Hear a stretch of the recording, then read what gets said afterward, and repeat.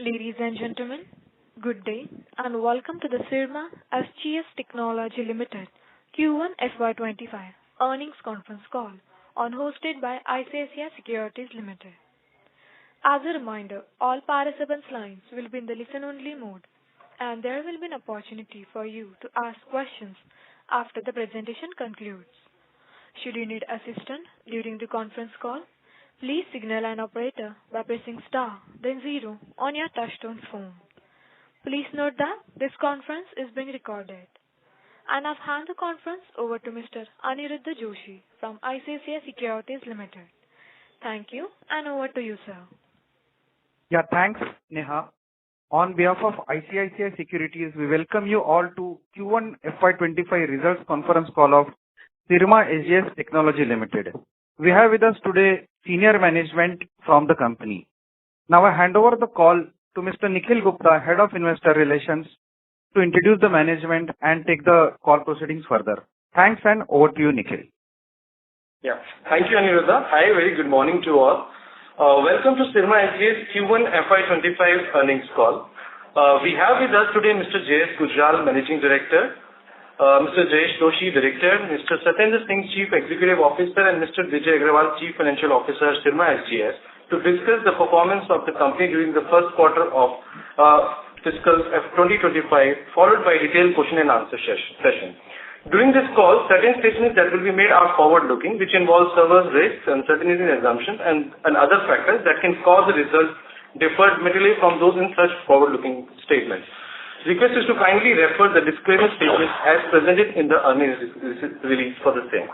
With this, I now hand over the call to Mr. J.S. Gujral, Managing Director, Syrma SGS. Over to you. Ladies and gentlemen, a very warm welcome to the Q1 FY'25 earnings call of Syrma SGS Technology Limited. We have had a good quarter, Q1 of FY'25, maintaining the growth tempo of the last year. We are happy to share that our sales grew by 92% year on year, and for the second quarter in succession, we have crossed the 1,000 crore sales mark. EBITDA for Q1 grew by 26% to 54 crore rupees. The first quarter saw subdued export sales, which stood at 16%. We expect and are confident that the exports will pick up in the coming 9 months, and we would be seeing a 20% growth in the export rates. During the quarter, as explained in the earlier call, we have achieved a glided down of working capital to 62 days from the 70 days of last year. During the quarter, we generated positive operational cash flows. The order book as of 30th of June 2024 stood at a healthy 4,500 plus crores, and the order intake during this quarter was approximately 1,200 crore rupees. All our planned expansions are on schedule, and we expect our Meditech Design Center to go on stream later part of this month, and our Pune campus to go on stream in Q3 of this year.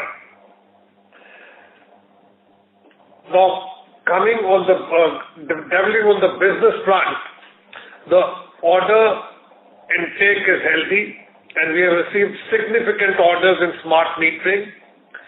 And in this year, we expect the smart metering business to contribute 200 plus crore rupees to our revenue. We have also received a sizable contract for design of medical devices from a global company, which would result in medical devices going up in the coming years. The HVAC segment also continues to see strong traction with onboarding of a new multinational German client, where we have got the green go-ahead for doing the sample series. we have onboarded significant customers in auto segment and added new products in the auto vertical, and this would continue to be one of the mainstays of the business of the company. Now I'll hand over to Bijay Agarwal to delve on the financials in detail. Hi, good morning everyone. I will now quickly take you through our brief financial performance for the quarter Q1 FY'25. Our consolidated total revenue for the quarter is 1175 crore, up by 89% year-on-year, and primarily the growth has been contributed by strong demand growth in the auto sector and the consumer segment. Consumer segment mainly led by high volume telecom business contributed 53% of my total operating revenue for the quarter. Our export revenue for the quarter is about 180 odd crore rupees, which is 16% of my total operating revenue. And same way, ODM revenue for the quarter is about 10% of the total revenue for us for the quarter. My gross margin for the quarter is 16% as against 18% last quarter, mainly on account of business mix change, wherein the consumer business contributed higher on the mix side by about 53%. Our operating EBITDA for the quarter is 53.8 crores, which is 4.6% of operating EBITDA margin. PBT for the quarter is 29.5 crores and PAT for the quarter is 20 crore rupees, which is 1.8% of my total revenue. During the quarter, we have also received a telecom PLI claim related to FY'23, which we have already accounted for on a net basis, which is approximately 4 crore rupees of benefit. And we are expecting another 15 to 16 crore rupees on a net basis during this financial year, which is related to FY'24 claim. Moving to working capital, with consistent focus on the working capital efficiencies, we have been able to reduce our working capital investment from 70 days last quarter to 62 days in this quarter. There is a saving of about 8 days, and we still are focused to continue to further reduce it going forward during this year. Coming to our debt and treasury position, our total debt outstanding as on 30th June 2024 is about 610 odd crore rupees, and we have a total treasury investments with us is about 490 crore rupees, which gives me a total net debt position of about 120 crores as on quarter end, which is almost 55 crore rupees lower or maybe reduction in the net debt from my last quarter position. This treasury balance also includes my IPO proceeds, unspent IPO proceeds for about 150 odd crore rupees here. Coming to CapEx, we have spent almost 70-75 crore during this quarter, and we are expecting to spend another 50 to 70 crores during this financial year. All this CapEx, as our MD has already explained, is going towards newly commissioning or under commissioning facilities in Pune and Stuttgart, Germany. Our ROC for the quarter is 11% if we exclude the unutilized IPO proceeds and the goodwill from the capital employed. Our order book position, open order book position, is almost 4,500 crore as on June end, and which comprises almost 23 to 25% from auto segment, near about 38 to 40% from consumer segment, 22 to 25% from industrial segment, about 6 to 7% from healthcare, and balance from IT and railways business. Another update on the merger side, merger of our subsidiaries, SGS Techniques and SGS Infosystems. We have already received an order from NCLT for first motion, and next steps are in process. We are expecting the merger to be concluded in another 6 to 9 months. We are confident to continue similar growth of 40-45% in the revenue and operating EBITDA delivery as guided previously also for about 310 to 325 crore for the full year. We continue to focus further on the reduction of working capital, improving free cash flows for the full year, and reduction in the net debt position for the company. With this, thank you very much. Now I'll hand over this call to Neha and Anirudh to open the forum for the questions and answers. Thank you very much. We will now begin the question and answer session. Anyone who wishes to ask a question may press star and 1 on their touchtone telephone. If you wish to remove yourself from the question queue, you may press star and 2. Participants are requested to use handsets while asking a question. Ladies and gentlemen, we will wait for a moment while the question queue assembles.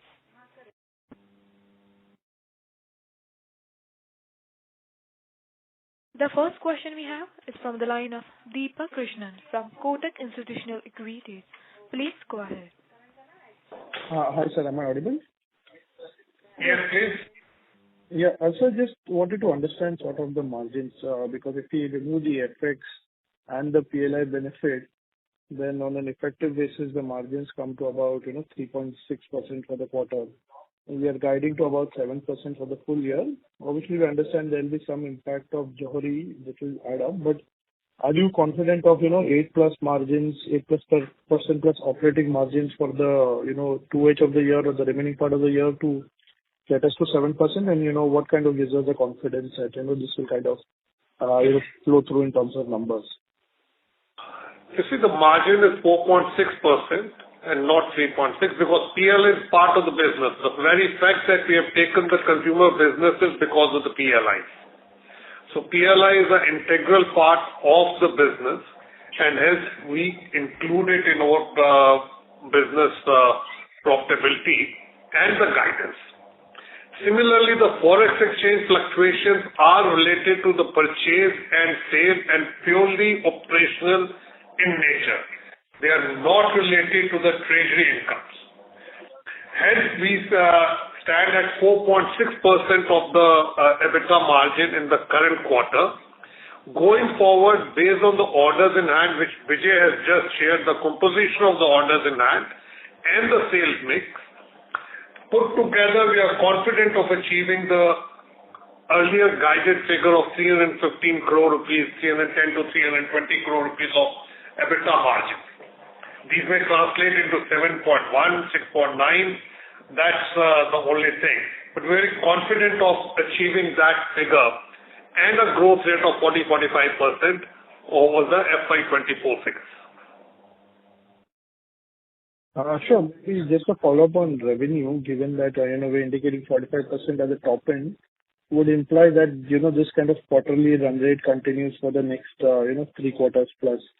So does that mean that, deceleration in consumer business is partially offset by increase in healthcare? Does the consumer revenue flatten out or slightly decrease from these levels for the coming quarters?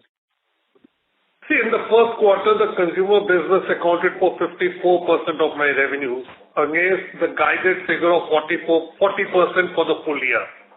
This logically implies that we are expecting and we are seeing the softening of the consumer business in the coming quarters. It has been front-loaded in Q1.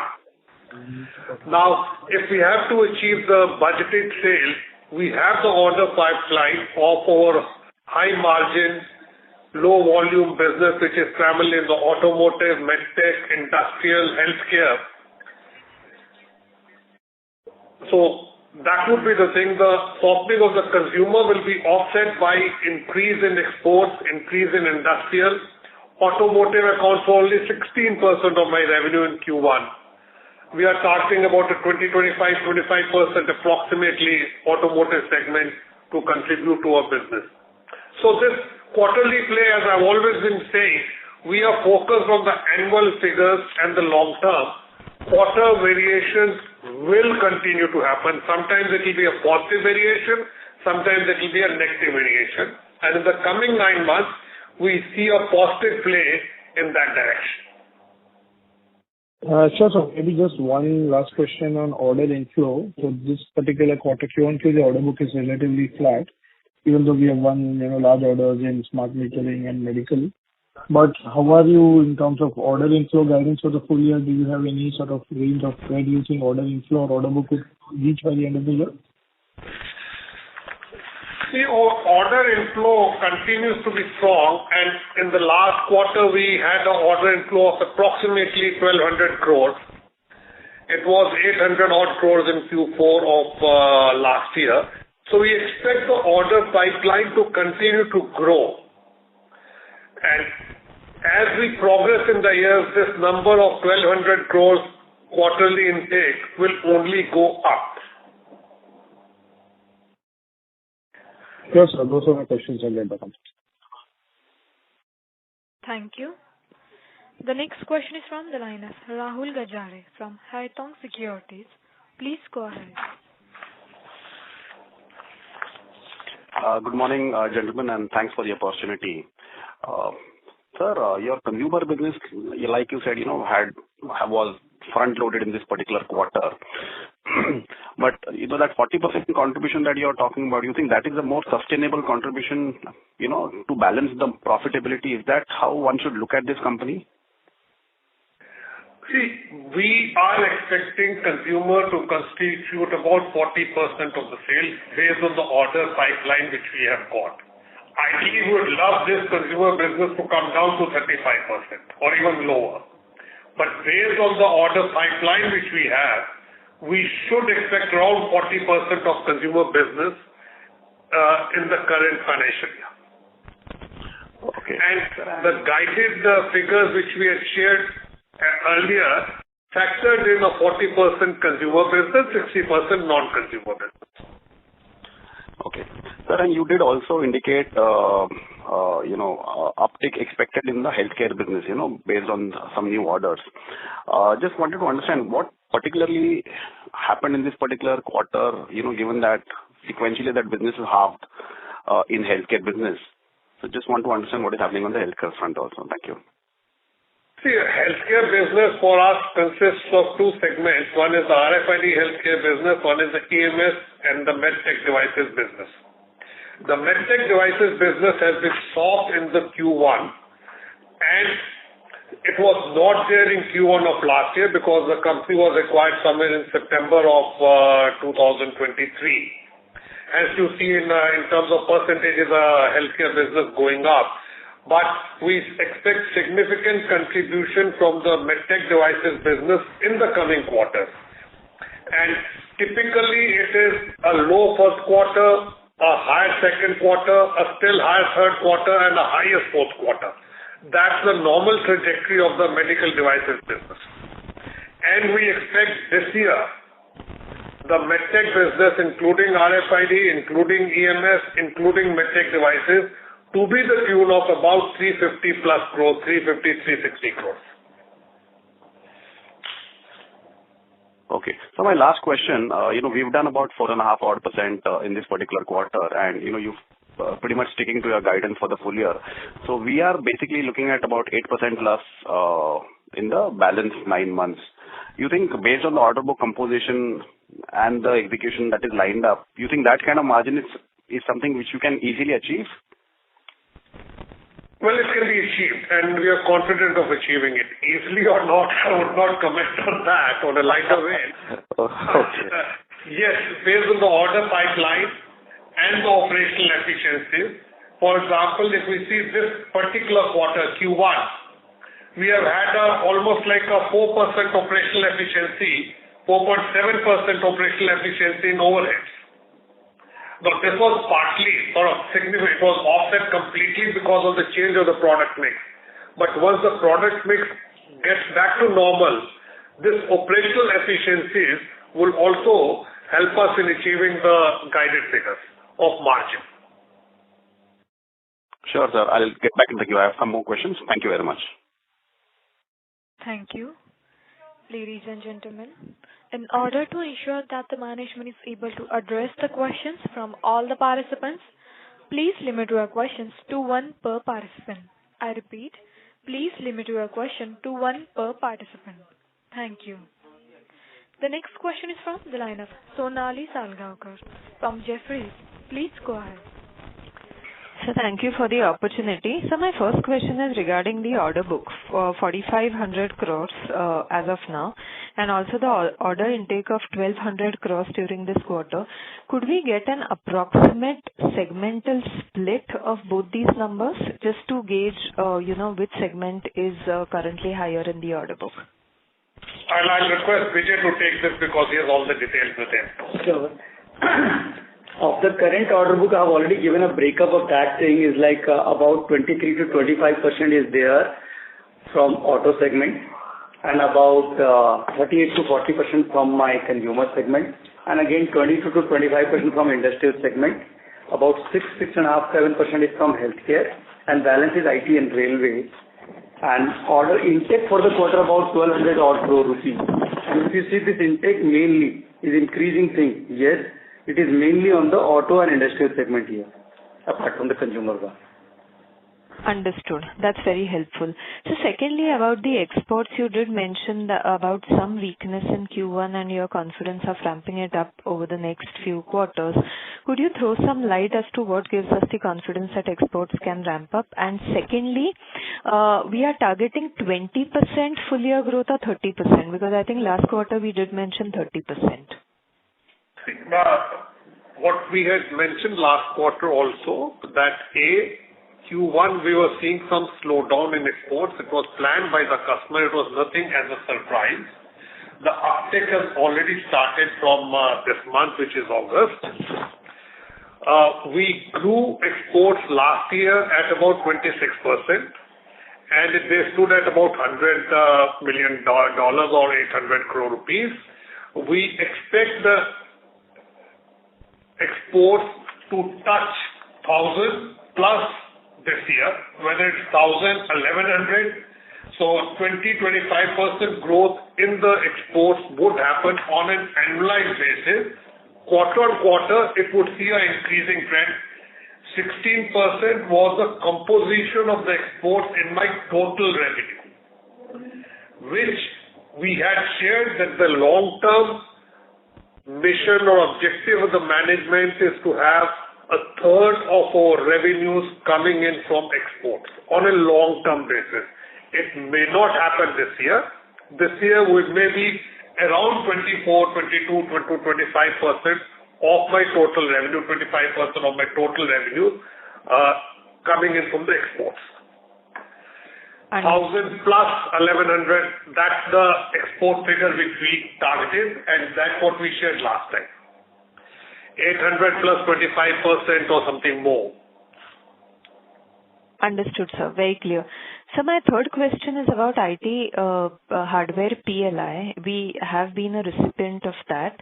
So any updates as to from when we can start the production, and have we inked any, pact with any of the leading customers on that front? We have not as yet tied up with any major player for IT. I'll request Tender, because he's spearheading this, to answer on the IT part. But as of date, we have not tied up with, there's no concrete tie-up with any player. Tender? Yeah. So thank you, Gujralji. And a quick comment on this. So like Gujralji mentioned, we don't have a tie-up with a large player, but we are working as of now with one ODM. And we have got the order with them. So we will start to see some IT revenue kicking in, which is relevant to the PLI in next quarter. Understood. And just the last... Maybe another quick comment on the exports. I think exports, as Gujralji mentioned, there was a known softness in the business with an existing customer, and then we have a ramp up of a customer which is going to start from next quarter onwards. So that's a new business which will ramp up. Understood. So just my last question, what's our average capacity utilization right now? For the Q1, my average capacity utilization was again sub 70% on an average. Closer to 60-65 on an average. Got it, sir. Very helpful. Thank you and all the best. Thank you. The next question is from the line of Vipraw Srivastava from InCred Capital. Please go ahead. Audible, right? Yeah. Yeah, just two questions. So first on the smart metering part, so just want to understand that what kind of margin profile the smart metering order carries. I mean, is it with the current margins or is it higher than the current margin? See, the smart metering business in India would typically have the profile of an industrial product, which is a domestic-based business. The export business on the utility metering would have slightly higher margins. Okay, so by that you mean around 7-8% margins, right? Are you talking of the gross material margins? In terms of gross margins, how much are they? 20%? Yeah, approximately. Okay. Thank you. Second question, sir, regarding the Forex part. So, I mean, if you're taking Forex as a part of your operating income, then are you betting that Forex will always be in your favor? I mean, let's say in second quarter, Forex goes against you, then is there a probability that you might miss your guidance? So you see, end of the day, these foreign exchange variations are part of the operational income. If it goes negative, we have contracts with the customers to have a pass-through. So the only point which I was trying to make is that it is related purely to the purchase and sale of material. It's not related to treasury. Okay. So you can factor it into the cost of the material or the sale value, either way. Okay. Fair point. So last question. So sir, this order with this export part which you're talking ramping up there. So the interest rate environment currently is still not favorable. So and the demand is still not come in US. So you're still confident, right, that the export will start picking up from next quarter? Yes, absolutely. You see, as Sindra just mentioned, it was a known softness from existing customers in Q1 and uptick from Q2 and going back to the original figures and the growth in Q3 and Q4. Plus, the new customers which we have onboarded, we have just done the sampling and the prototyping and the sample series. They would see the series production, the volume production starting in from later part of Q2, running into Q3 and Q4. Hence, we are confident that we would cross the 1,000 crore rupees export sales figure this year, up from 800 last year. So whether we end at 1,100, 1,050, I think that guidance we can share during the course of the second quarter or the third quarter, but we're very confident we'll cross the 1,000 crore mark. Okay. Thank you. Thanks a lot. Thank you.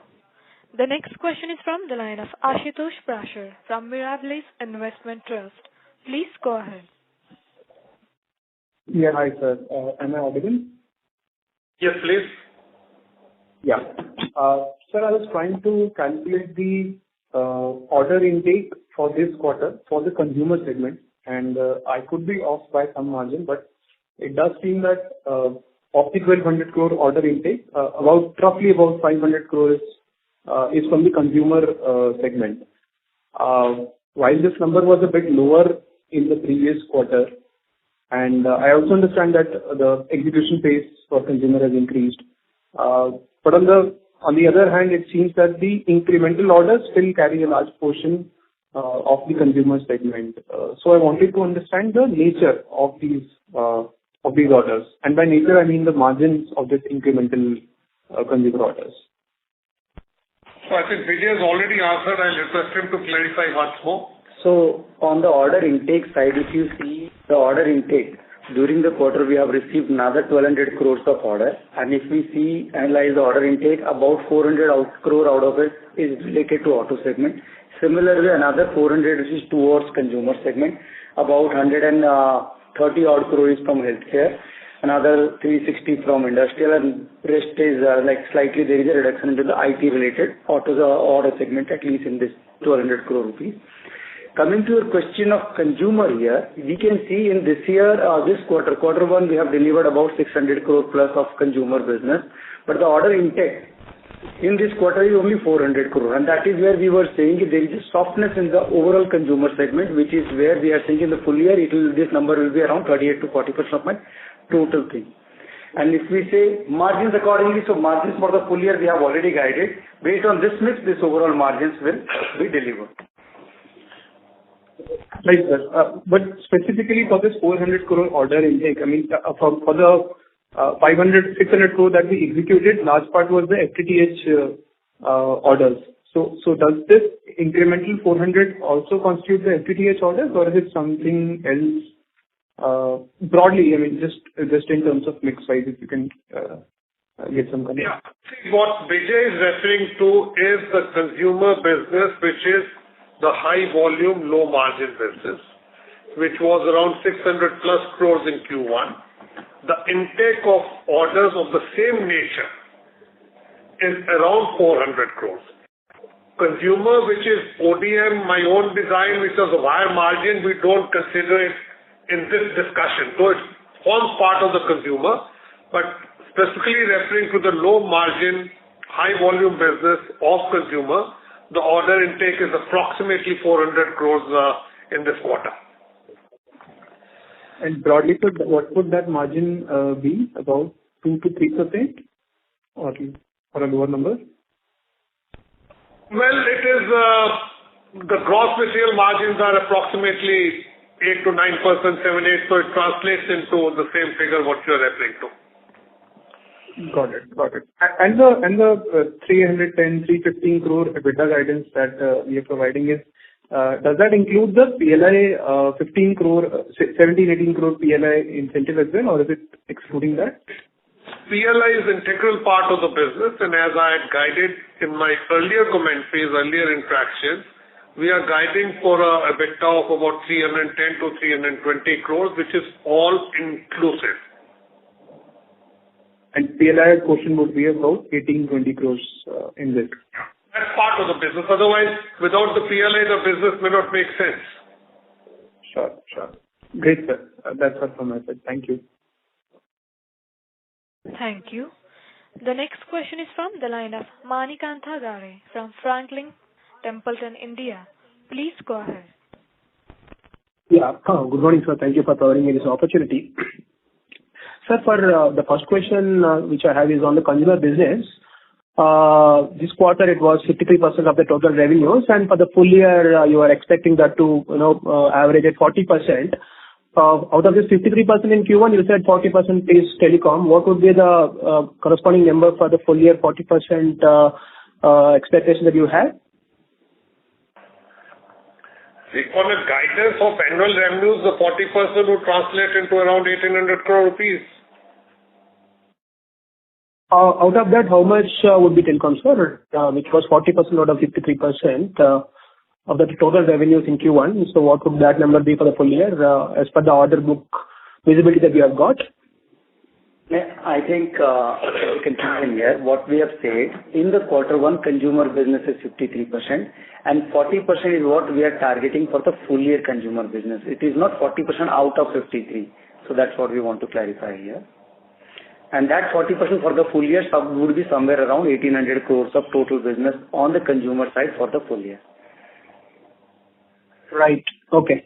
And sir, just wanted to also understand on this telecom piece of the consumer business, how much of the products would have been towards 5G network related products, and how much would have been towards FTTH related products, or the salience of these two products of the telecom business? Could you share that details?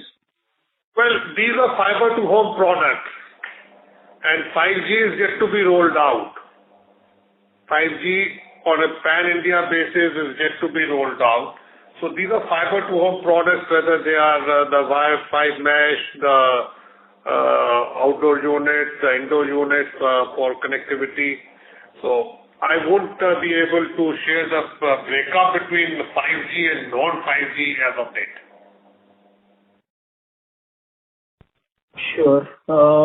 Can you at least give some understanding about whether this 5G exposure is meaningful or it's negligible as on today?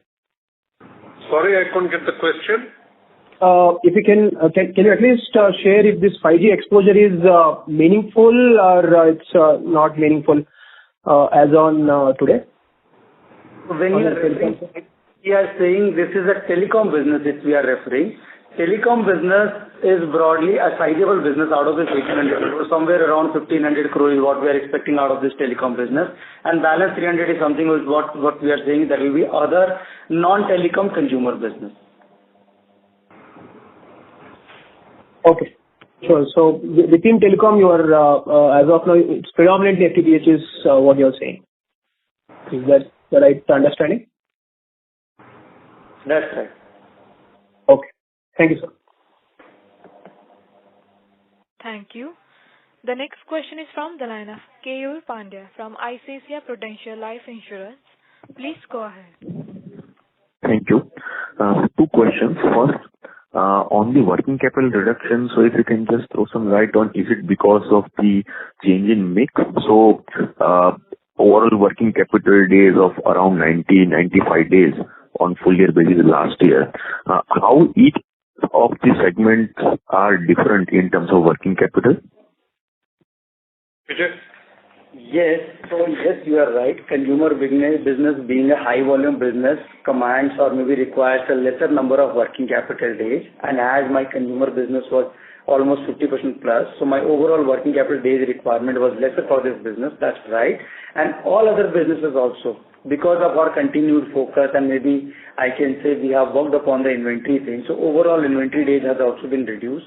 So out of this total 8 days, yes, primarily I would say this is being driven by high consumer business also and savings on the other businesses, both put together. If I look at the company level working capital intensity, how different each of these, or at least key segments would be, say, industrial, consumer, auto, from, say, company level working capital days. So I just want to understand that as the mix changes, or as the share of consumer goes up, and whichever way it moves, how should we think about working capital days at the company level? Okay. See, the working capital intensity is very clear. The low margin business have a low working capital intensity, net working capital, and as you go up, the working capital intensity becomes normal. Having said that, as we scale up and the client profiles change, we have bigger clients in our portfolio, the pressure on working capital goes down. Servicing 100 crores with 10 clients and servicing 100 crore one client, it is a different ball game, and the working capital intensity is significantly lower when we are servicing bigger clients rather than smaller clients. So hence, the guidance which we had given that we would like the net working capital to be around 60 odd days is based on the mix. And we are very confident that we will be there at the year end also. So just one follow-up. So 60 odd days of working capital in foreseeable future. And if I just calculate the trailing 12 months fixed asset turn, that would be around 4.5x. So that is what we should take in the near future or medium future, and going for next 1 or 2 years for the fixed asset turn as well. Asset turn? Yes, fixed asset turn on gross. I think we should be 4.5 to 5 going up. The objective is to have it 5 plus, but as a conservative basis, it could be anything between 4.5 to 5. Understood. Noted. We'll get back in with you. Thank you. All the best. Thank you. The next question is from the line of Aditya Bharti from Investec. Please go ahead. Hi, good morning, sir. Sir, if we just compare this quarter's margins with last quarter, which is the preceding quarter, fourth quarter, FY'24, even in that quarter, we had a fairly high mix of consumer business. Margins, even in that quarter, the themselves were disappointing. But from there on, margins have further slid down, despite having a 4 crore rupees of PLI benefit, which we didn't have in fourth quarter. So what kind of explains that? See, in the fourth quarter, we had a very high healthcare business also. See, again, we have to see the composite picture. In bits and pieces, it will throw up sort of conflicting views. We had a very high healthcare component in our turnover and EBITDAs in the fourth quarter, which is not there in this quarter. Understood. And export business was much higher. The export business in Q1 is subdued. It's only 16%. Last year it was about, I think my export business was about 25%, 24% of my total revenue. Sure. Anywhere from 3,100, so it's about 25% of my revenue was export. This is down to 16%. Now, if you take, it's almost a 33% reduction in my export as a percentage. Healthcare has come down. So 4 crore PLI is there, fair enough. But then there are other offsetting factors also. And it is a quarterly seasonality. If we compare it from quarter one of last year also, we can see the seasonalities are there across every year. Quarter one generally is lower on this healthcare side, export business side, and which gradually picks up from quarter two to quarter four. Understood, sir. And just taking a slightly longer term trajectory, I'm just kind of trying to arrive at the profitability of consumer business. We used to deliver, let's say, around 9% kind of EBITDA margins until FY'23. And even at that time in FY'23, you had shared the gross margin profile. The consumer business used to be the lowest gross margin business, which means that others, by definition, were higher margin. But let's say that for the sake of simplicity, we assume that every business with 9% margin, non-consumer business continues to operate at 9% margin. That essentially means that our consumer business is not yielding any profits. So what has really happened? Is the consumer business extremely low, almost negligible margin business, or are we seeing a reduction in margins across every vertical? See, the high volume consumer business is a low margin business. Rather, a comparatively lower margin business, very low margin business. The ODM part of my consumer business is a standard business which gives me the standard margin.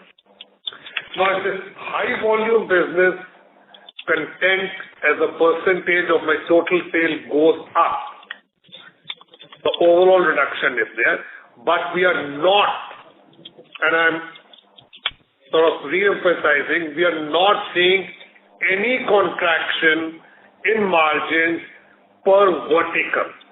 The auto vertical continues to work at the same margin or marginal accretion. The healthcare, the industrial, the export, the ODM, the RFID, each of these verticals continues to operate at the same margin. There is no contraction of margin in the verticals. It's the product mix which is creating this distortion in the margin profile. So in that case, essentially we are saying that the consumer business ramp-up that we have seen could very well be almost a 0% margin business. I would call it a 0% margin business, but it would be sub 4%, sub 3% margin business. Okay, sure, sir. Thanks. Thank you. The next question is from the line of Bhumika Nair from DAM Capital. Please go ahead. Yeah, good morning, sir. So first, if I can just understand what is the JDHL performance for this? We lost you. Hello? Hello? Yes, ma'am, go ahead. Yeah, hi, can you hear me? Yes. Yeah. So the first question is on the JDHL performance for the quarter. If you can get what was the revenues and the EBITDA PAT for that entity? So definitely due to quarterly seasonality, the revenues were maybe about 10-11 crore rupees for the quarter, and similar way profitability was also very lower. EBITDA profitability was only less than 1 crore rupees, about 1 crore rupees there for this quarter. Okay, got it. The second aspect is we spoke about, scale up in terms of the auto as also exports and scale down relatively versus first quarter on the consumer segment, and thereby margins actually improving to about 7.5 or closer to 8% for the balance 9 months. Now, in the first quarter, we've seen a strong reduction in terms of the net working capital days to 60 days. Given that there will be scale up in these segments of auto and exports, do we expect that, net working capital days will actually come back to 70, 80 days as we saw at the end of FY'24? Primarily speaking, this saving is based primarily from other businesses also. We don't expect this working capital days to increase that to 70 days. Yes, we are seeing that growth in the auto industrial business, but we are very much clearly focused on this working capital efficiency. We are even targeting it should be furthermore down from here, from 62 days to less than 60 days towards the end of the year. Between that, in any quarter, it may slightly change quarter-on-quarter basis, but there may not be any significant change here. Yeah, just to add on, with the plans in place where we said that the high volume consumer business will be around 40% and remaining 60%. With this mix maintained, we believe we are very confident that we'll be able to maintain the working capital at lower levels than the 70-75 days. It could be 60 days, it could be 62 days or 58 days. So 4 days here and there I'm not discussing, but the trend is very clear. We don't expect to go back to the earlier levels with this product mix. Understood. And the third question is on terms of we spoke about export scaling up and auto also being a key driver of new order inflows. If you can just talk about in terms of exports, which are the areas which are driving growth with geographies? And in autos, again, you spoke about new products and new client additions. If we could get some more details in terms of the end customers and areas where we are seeing what kind of volumes we are seeing there, etc. Some more color on both these. Exports primarily are RFID, healthcare, industrial. Very little of automotive. Industrial would include power controls, industrial cleaning, utility metering, solar, and these are primarily focused at Europe and America. Now, if I was to have a breakup of Europe and America, it could be 40-60. 40% approximately going off to EU part and about 50-55% to the US part. The whole basket, which stood at 800 crores last year, we expect this to grow to 1,000 to 1,100 crores, which would be also driven by some of the new customers which we have added last year. As Sundar just explained, they would see series production starting Q2 to Q3 of this year. Yes, sir. On auto, sir?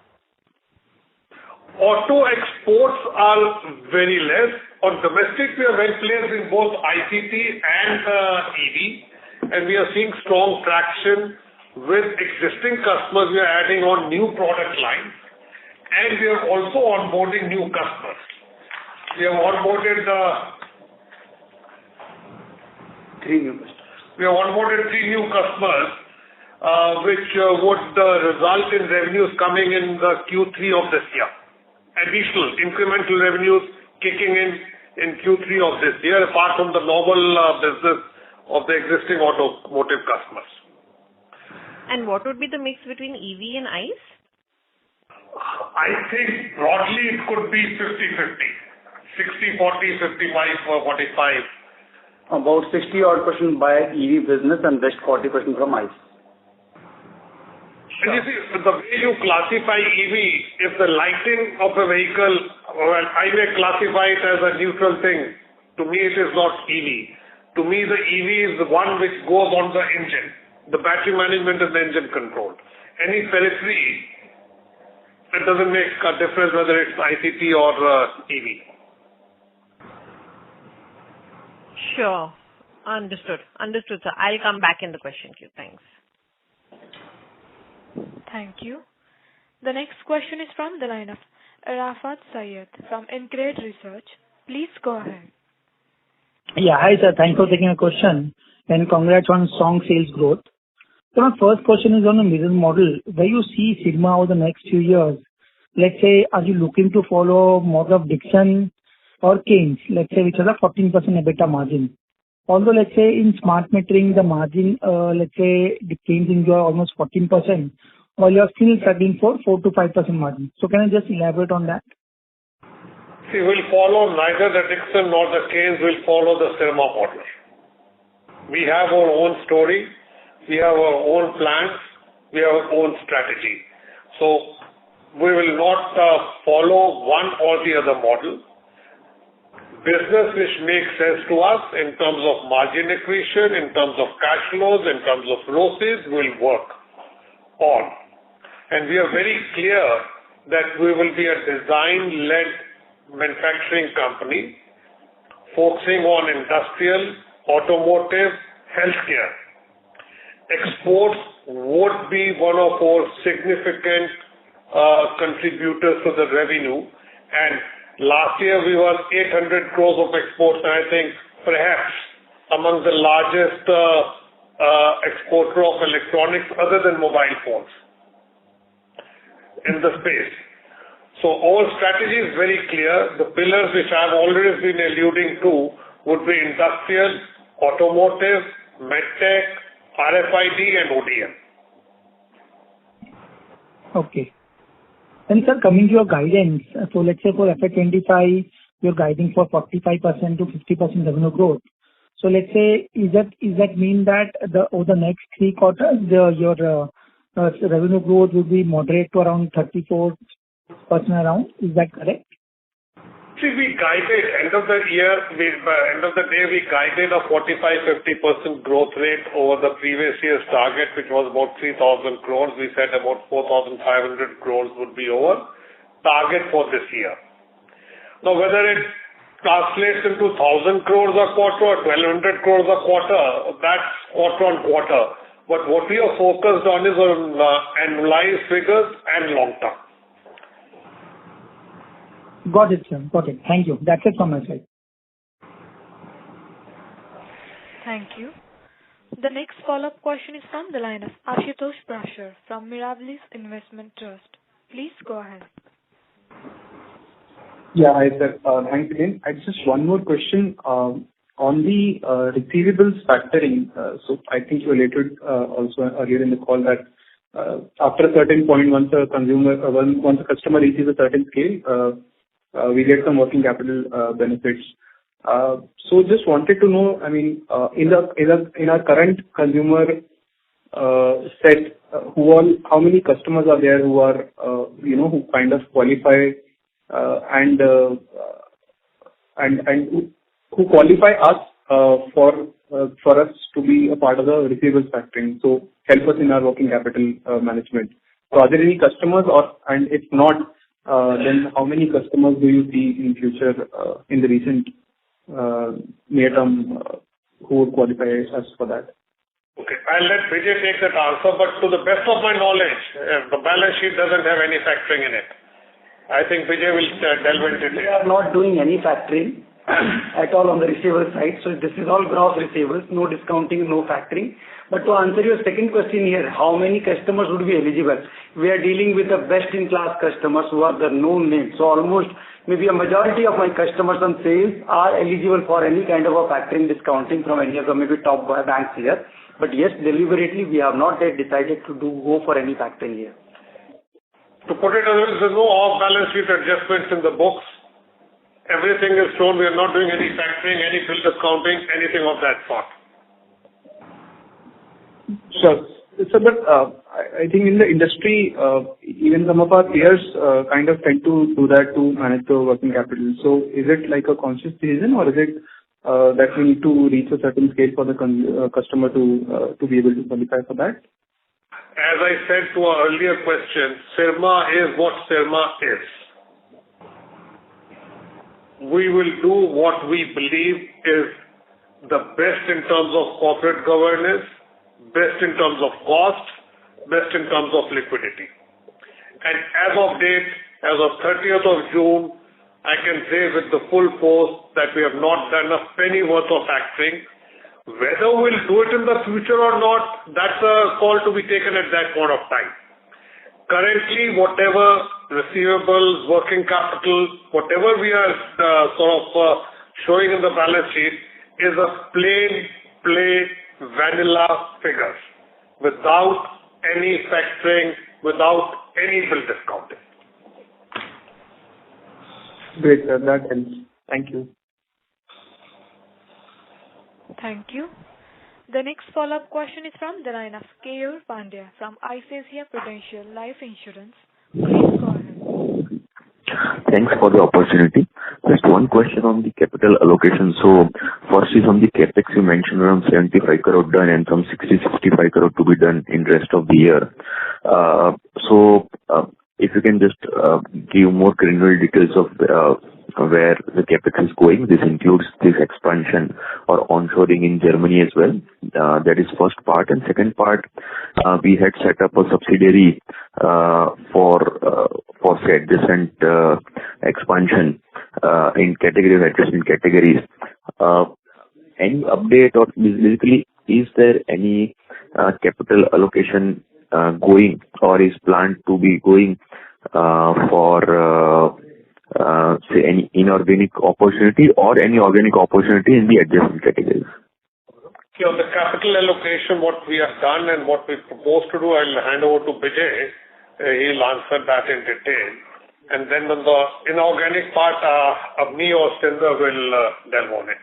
So on the capital allocation side, as of now, the planned capex and the capex we have incurred so far for this year. So this year we are planning to spend about 100 odd crore rupees for my new under commissioning facility there in Pune, which we are expecting should be on ground, maybe starting trial production starting from Q3 of this year. Same way, another about 35 to 40 crore rupees is what we have allocated towards my new facility there in Stuttgart, Germany, which will be a prototyping cum assembling center there in Europe. Broadly, these are the two allocations on the organic sides. On the inorganic side, we are evaluating, but currently there is nothing concrete proposal on the table. But we'll address this and share it to the market once we have a concrete proposal on the table.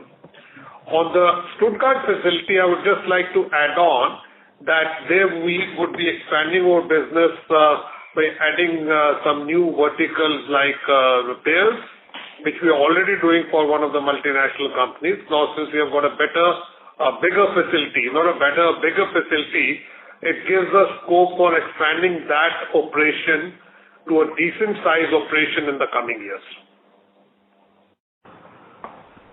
And on the setting up of new subsidiary for a new line of business, is it OSAT or OSAT is being planned or something else is being planned? Just more clarity on that.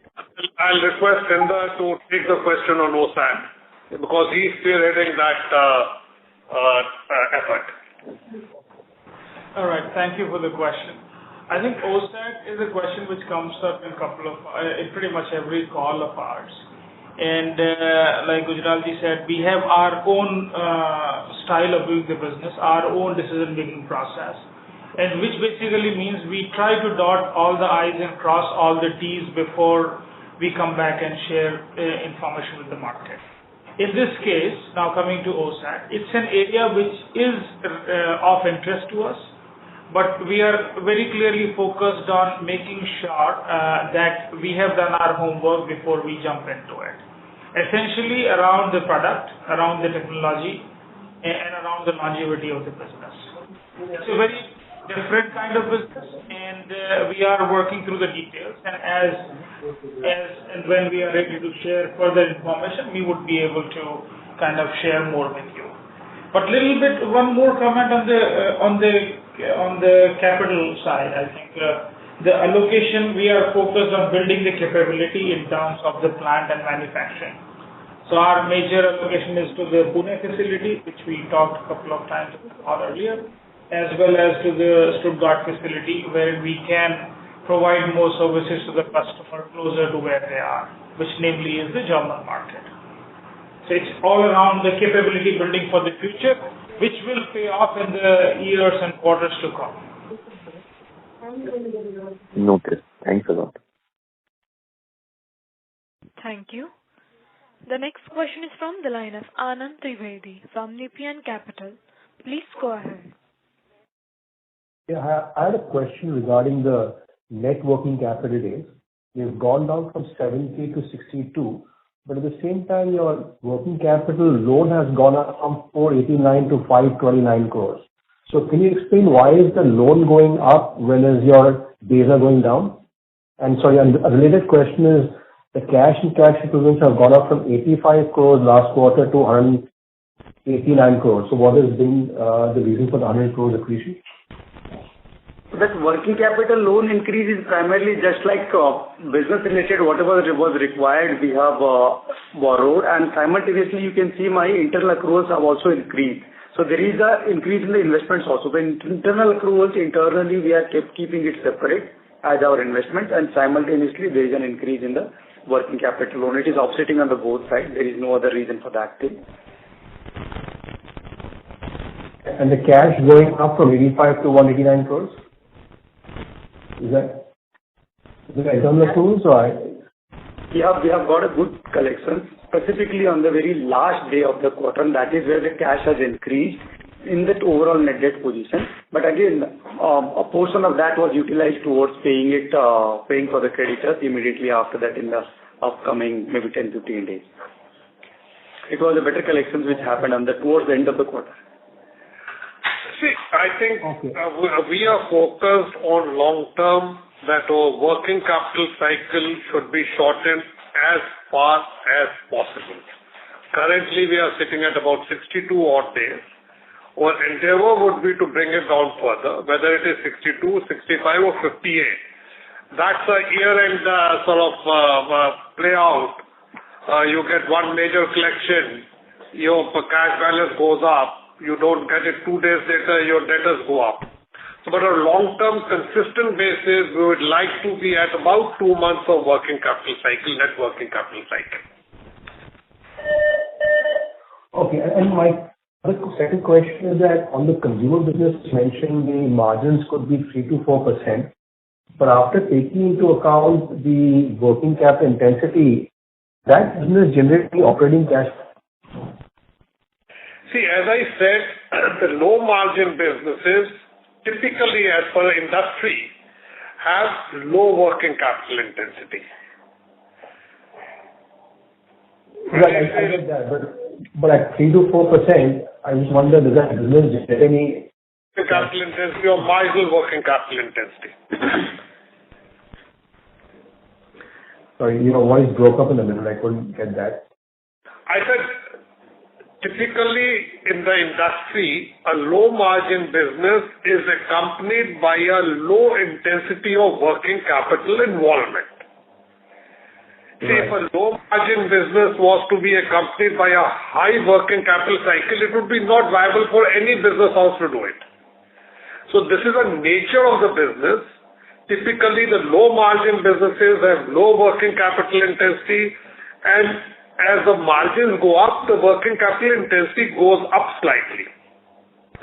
We believe that based on what we are planning to do with the 40% consumer, 60% normal, we should be able to achieve a 2-month net working capital cycle, give or take a couple of days here and there. Okay, thank you. Thank you. Ladies and gentlemen, we'll take this as the last question. I would now like to hand the conference over to Mr. Gujral for closing comments.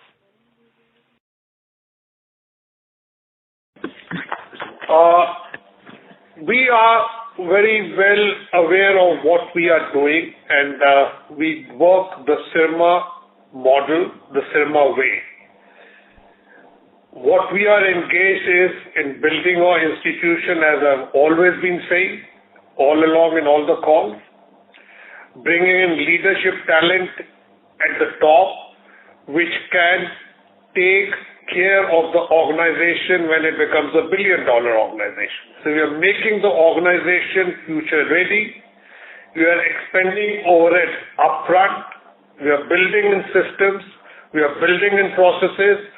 We are building in the human resources of the company. And we are very confident of our track where we are going.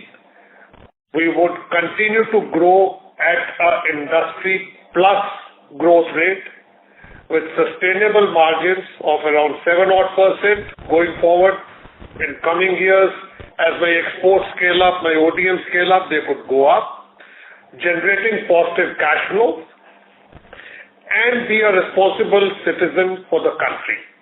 We are working to make India great as a manufacturing base. Thank you. Thank you. On behalf of ICICI Securities Limited, that concludes this conference. Thank you for joining us, and you may now disconnect your lines. Thank you.